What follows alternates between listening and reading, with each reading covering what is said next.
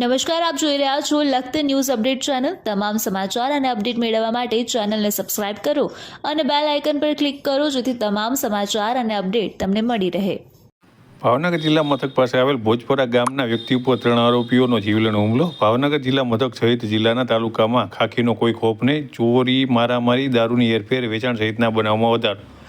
ભાવનગર જિલ્લા મથક સહિત ભાવનગર જિલ્લાના તાલુકા મથકમાં ગામડાઓમાં ખાખીનો કોઈ ખોફ નહીં હોવાનું લોકમુખે ચર્ચાઈ રહ્યું છે।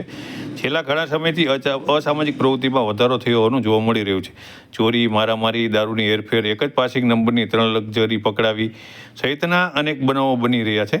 ત્યારે ભાવનગર શહેર નજીક આવેલા ભોજપરા ગામના અશોકભાઈ હીરાભાઈ મકવાણા પોતાના મોટરસાઇકલ પર ભૂમલી ગામથી પોતાના ગામ તરફ જઈ રહ્યા હતા ત્યારે પીપળિયા પુલના પેટ્રોલ પંપ પાસે કરદેજના વિજય રાવળદેવ સહિતના 3 લોકોએ તેમને માર માર્યાનું જણાવ્યું હતું।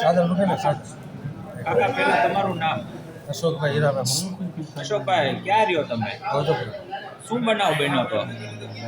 ટુ વ્હીલર આવતા ફોર વ્હીલર ભટકાડીને માર્યા ચાકુ માર્યો। કેટલા જણા હતા? 3 કોઈના નામ આવડે? વિજયભાઈ કરતી ને શું કારણે મારવામાં આવ્યા છે? જૂની બાબત કઈ જગ્યાએ મારવામાં આવ્યા? પીપળિયા પુલની બાજુ પેટ્રોલ એમની પાસે શું હતું? ફોર વ્હીલર ને હથિયારમાં શું હતું? ચાકુ। ને આ બનાવને લઈને તમે પોલીસને જાણ કરી હતી? હવે કરવાનું પોલીસ ફરિયાદ કરવાની છે?